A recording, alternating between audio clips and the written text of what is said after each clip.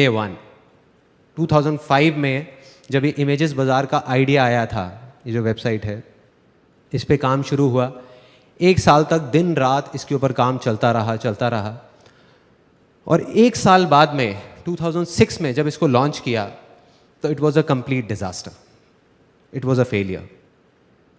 मैं रोज़ की तरह वॉलीबॉल खेला अपने फ्रेंड्स के साथ में। उसके बाद में मेरा एक रूटीन था कि मैं और मेरा एक friend, one of my childhood friends, हम दोनों रात को वॉक करते थे 11 बजे।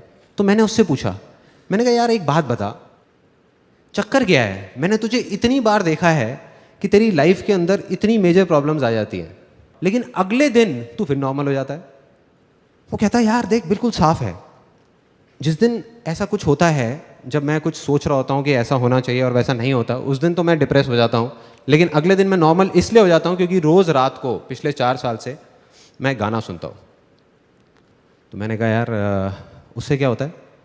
कहता है अभी बताता हूँ क्या होता है, लेकिन कहता है मैं तेरे को गाना नहीं बता सकता कौन सा है, तू बहुत हंसेगा यार, तू मजाक उड़ाएगा मेरा। मैं कहा नहीं बोलना कौन सा गाना है।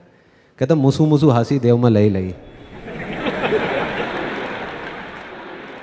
इस गाने की खास बात यह है, इस मूवी की खास बात यह है कि इसमें जितनी भी स्टार कास्ट थी वो सारी नई थी। मतलब इसमें कोई भी पुराने एक्टर्स नहीं थे, सारे नए एक्टर्स और एक्ट्रेसेस थे। तो कहता है मैं जब भी इस गाने को सुनता हूँ तो मैं अपनी आंखें बंद कर लेता हूँ और अपने आगे ना एक सिचुएशन को इमेजिन करता हूँ कि हम एक मूवी थिएटर में बैठे हैं, मेरे फैमिली मेम्बर्स मेरे साथ में हैं, मेरे फ्रेंड्स मेरे साथ में हैं, तू है, मैं हूँ, हम सब लोग हैं, और उस बड़ी स्क्रीन पे मैं हूँ।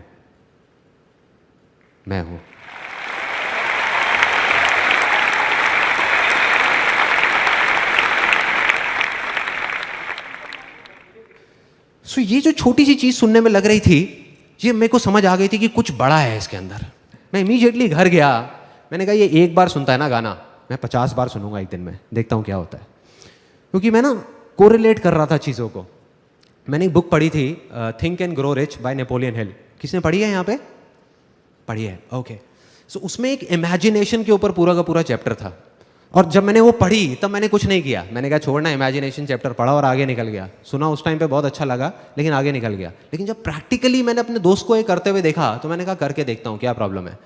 घर गया, जा करके एक सीडी पड़ी हुई थी, audio CD of one of my favourite songs. वो सॉन्ग मेरा फेवरेट होता था, उसको मैंने सुनना शुरू कर दिया लूप में लगा करके, पागलों की तरह। मतलब शुरू में मैं 1 बार सुना, 2 बार सुना, 3 बार सुना, धीरे धीरे फील आने लगी। धीरे धीरे मुझे लगा कि मेरे अंदर कुछ एनर्जी सी चल रही है, कुछ हो रहा है।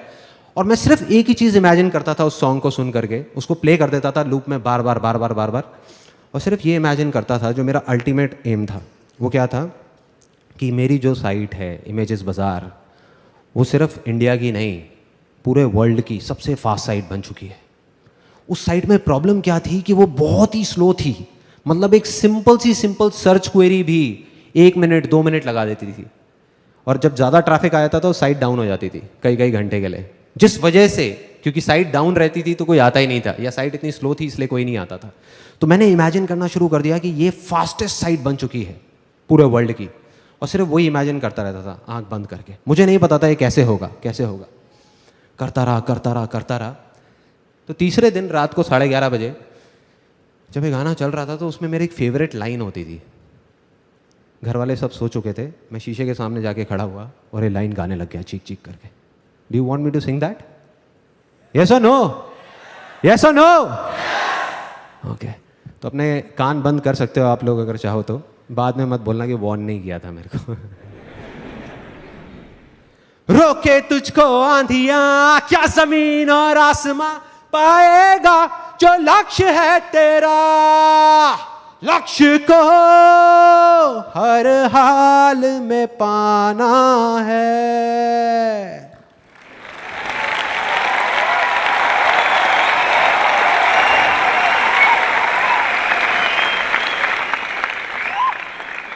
बड़ी अजीब सी लगेंगी ये बातें सुनने में, लेकिन मेरे को पता नहीं ऐसी अजीब चीज़ों में बहुत मज़ा आता है। तो ये जब किया, उधर से बाहर से मेरी मदर की आवाज़ आई, संदीप बेटे तुम अकेले नहीं रहते इस घर में।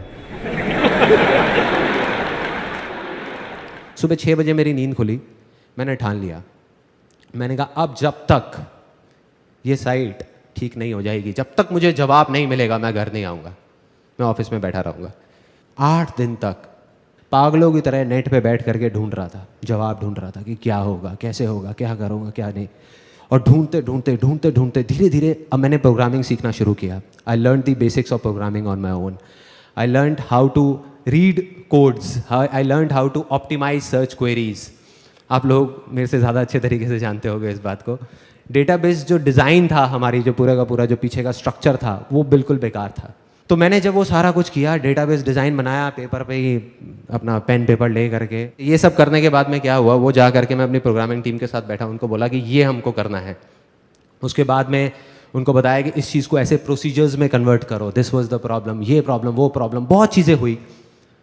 15 दिन बाद वो साइट लॉन्च हुई वापस से रिवैम्प करके, और अब की बार वो साइट नहीं रुकी, चल रही थी। तो वो जो चीज़ 2 मिनट लग रही थी, 1 मिनट लग रहा था, it came down to 1 second, 2 second, मतलब सारी प्रॉब्लम सॉल्व।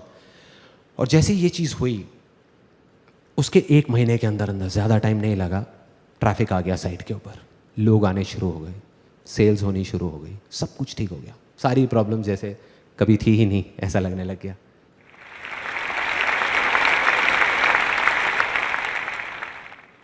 डे 2, हम फैमिली के साथ सब लोग बैठे हुए थे एक रेस्टोरेंट में। It was in the year 2007। अंदर ही अंदर कुछ चल रहा था मेरे, there was something which was going on. और वो क्या था कि हमारा जो बिजनेस था, ये जो इमेजेस बाजार था, ये ना ग्रो नहीं कर पा रहा था। It was kind of stuck at the same level. जैसे जो सेल्स जब साइट ठीक हुई उसके बाद एकदम से ऐसे गई, then it was moving like this, एक स्ट्रेट ग्राफ की तरह, मतलब it was not going like this, ऐसे नहीं हो रहा था। उस रेस्टोरेंट से जब खाना खा के हम नीचे उतरे, तो मैं गया उस रेस्टोरेंट के ओनर के पास में, जिनको हम प्यार से मामा बोलते थे, मैं और मेरे सारे दोस्त। उनके पास में गया, मैंने कहा मामा यार एक बात बताओ, यहाँ पे हमारे एरिया में पता नहीं कितने रेस्टोरेंट्स खुले होंगे, उसमें से बहुत सारे तो बंद हो गए और कुछ हैं जो धक्का दे दे करके चल रहे हैं, चलते जा रहे हैं। लेकिन आप हो, आपने एक छोटे से सेटअप से शुरू किया था, एक सिंगल छोटी सी दुकान से, और आज आपने इतना एक्सपैंड कर लिया। मतलब पहले एक दुकान थी, अब आपकी ऊपर इतनी सारी दुकानें ले ली आपने, 2 फ्लोर्स ले लिए, और आप एक्सपैंड करते ही जा रहे हो, इतनी तेजी से ग्रो कर रहे हो। भाई चक्कर क्या है, क्या चक्कर है? मतलब कुछ ना कुछ तो है ना कहानी। तो जैसे एक नॉर्मल रिएक्शन होता है, उन्होंने कहा अरे बेटा कुछ नहीं है, सब ऊपर वाले की कृपा है। मैं कहा नहीं मामा, कुछ ना कुछ है, कुछ तो है। मतलब मैं नहीं मान सकता कि ऐसे ही, मतलब ये तुक्का नहीं हो सकता, ये नहीं हो सकता। और मैंने उनके मुंह पे बोला, मैंने कहा ऐसा भी नहीं है कि आपका जो खाना है वो बहुत टेस्टी है। मैं कहा there are lot of other restaurants जिनका खाना आपसे अच्छा है, फिर भी वो इतना नहीं चल रहे। कहते लगता है तू नहीं मानने वाला। मैंने कहा नहीं। कहते 1 घंटे बाद आइयो, फिर बताऊंगा। तो मैं अपने घर वालों को ड्रॉप करके आया, उन्होंने अपना थोड़ा बहुत काउंटर समेटा, ऊपर सीढ़ियों पर जाने लगे। मैं और वो दोनों गए, उनकी किचन में चले गए। फिर उन्होंने जा करके अपने आदमियों से बोला, जो भी वहाँ पे किचन में काम कर रहे थे, हाँ भाई हो गया सबका, चलो समेटो। फिर 3 लोग, उन्होंने 3 बड़े बड़े भगोने उठाए, पतीले होते हैं भगोने, बड़े बड़े बोल। उसमें एक में दाल मखनी थी, एक में ग्रेवी थी, एक में थोड़ा डार्क से कलर की ग्रेवी थी। वो उठाए और बाहर निकल गए, वहाँ से नीचे सीढ़ियों पे जाने लग गए, नीचे उतरने लग गए। नीचे गए, सड़क पे चले गए, मैं भी पीछे पीछे। मैंने कहा देखता हूँ भाई क्या चक्कर है, क्या कहानी है। सड़क पे जा करके उन्होंने तीनों ने वो ले जा करके नाली में डाल दिया। मेरे को समझ नहीं आया, मेरे को अभी भी क्लियर नहीं हुआ। मैंने कहा ये क्या है मामा, ये इससे आपकी सक्सेस का क्या कनेक्शन है? तो उन्होंने एक ऐसी लाइन बोली कि मैं हिल गया, कि मैं हर रोज अपनी तसल्ली के लिए अपने पैसे को नाली में बहा देता हूं। उन्होंने बोला और वहां से चले गए। मैं वहीं खड़ा रह गया, मैं सोच रहा था। मैंने कहा इसका क्या मतलब है। मैं घर गया, नींद नहीं आ रही थी, सोचता रहा, दिमाग चल रहा था। मैंने कहा इसको ब्रेक कर करके समझना पड़ेगा, एक बार में पूरा समझ नहीं आएगा। तो उसका पहला पार्ट कि मैं हर रोज, मैंने कहा समझ आता है, इसका मतलब यहां तक समझ आता है, अपनी तसल्ली के लिए। ये सेकंड पार्ट था उसका। मतलब कि वो ये जो कर रहे हैं वो अपनी तसल्ली के लिए कर रहे हैं। इसका क्या मतलब हुआ कि वो किसी और की तसल्ली के लिए नहीं कर रहे। कोई और कौन? मैं, जो उनके रेस्टोरेंट में खाना खाने जाता हूँ, या मेरे जैसे और बहुत सारे लोग, मतलब कि उनके कस्टमर्स।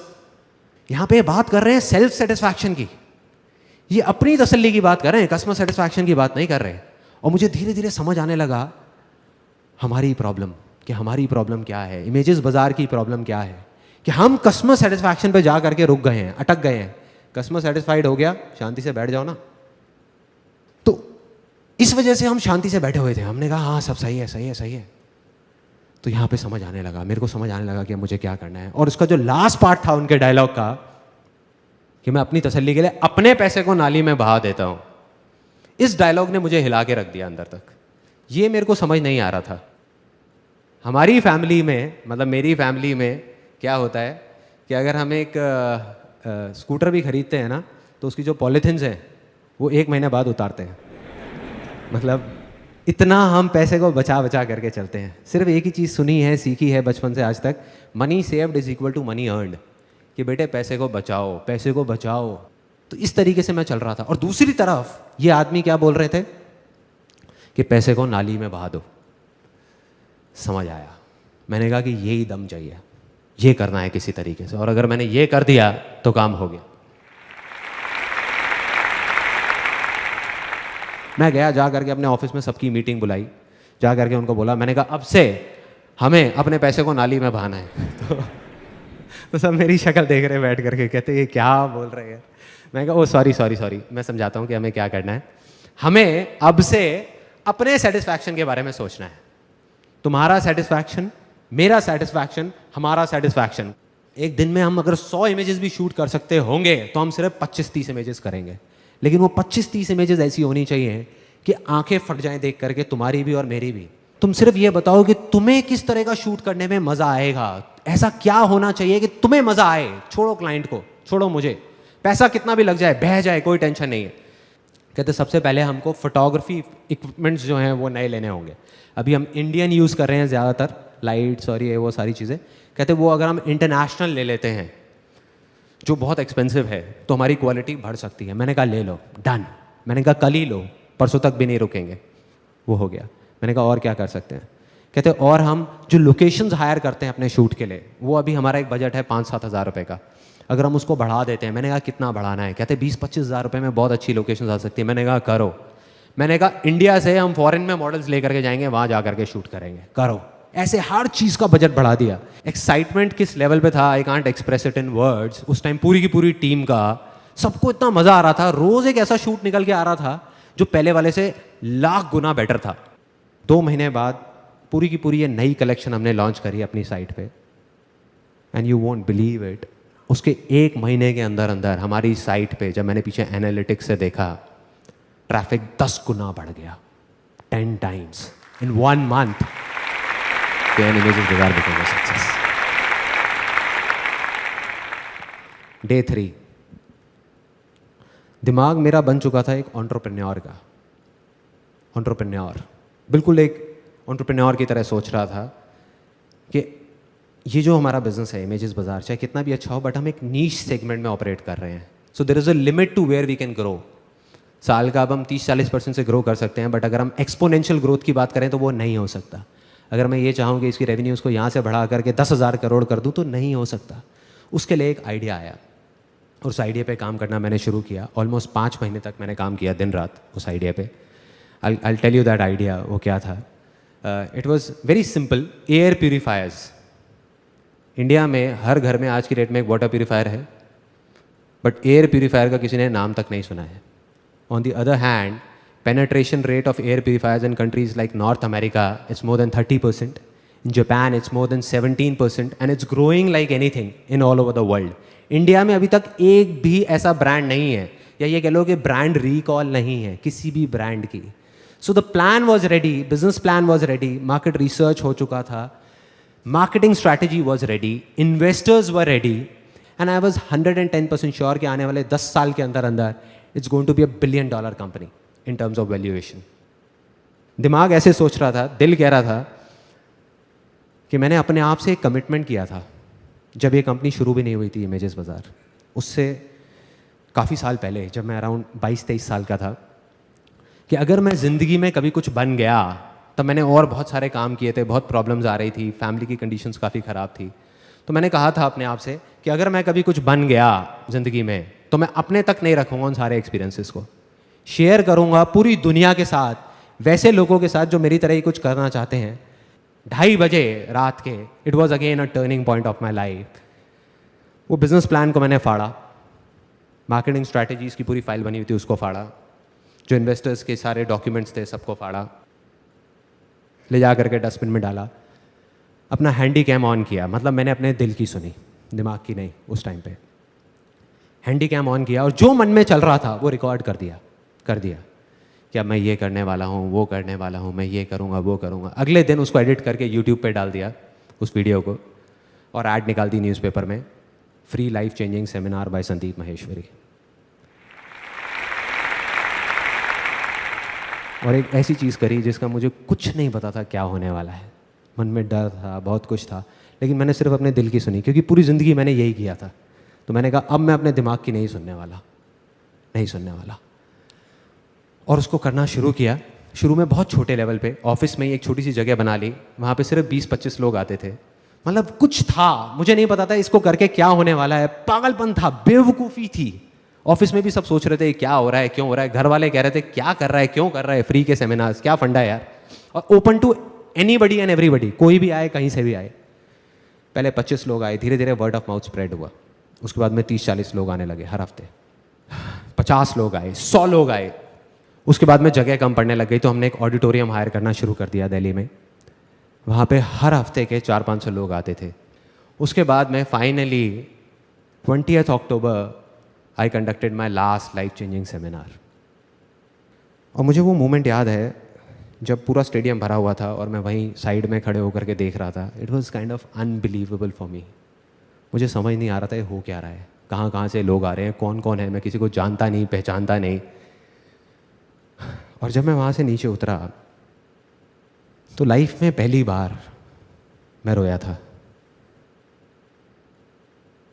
मेरे साथ में और हज़ारों लोग उस स्टेडियम में बैठे थे।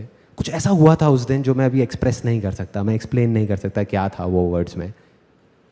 लेकिन फिर भी अगर मैं कोशिश करूं एक्सप्रेस करने की, वो कुछ ऐसी है फीलिंग कि अगर अभी आप मुझे ऑप्शन दो कि या तो ये 10 प्राइवेट जेट हैं, ये मैं रख सकता हूं, या ये जो मेरी फीलिंग है, जो मैं अभी फील कर रहा हूं, या जो मैंने तब फील किया, ये सब करके जो मैं कर रहा हूं, इन दोनों में से किसी एक चीज को मैं रख सकता हूं और दूसरे को मुझे बस हटाना होगा, तो मैं 1 सेकंड भी नहीं लगाऊंगा, आग लगा दूंगा 10 के 10 प्राइवेट जेट्स में। यह है मेरे लिए सक्सेस आज के टाइम में।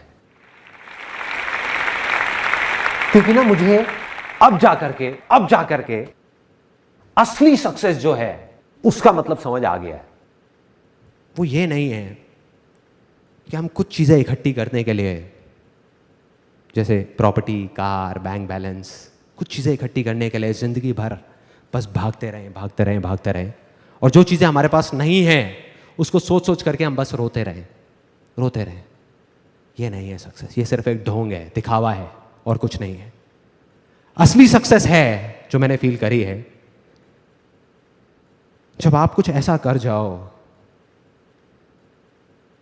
कि अपनी हर चीज़ गंवाने के बाद भी, हर चीज़, आप हंसते हंसते मर सको। वो है असली success. That is success for me.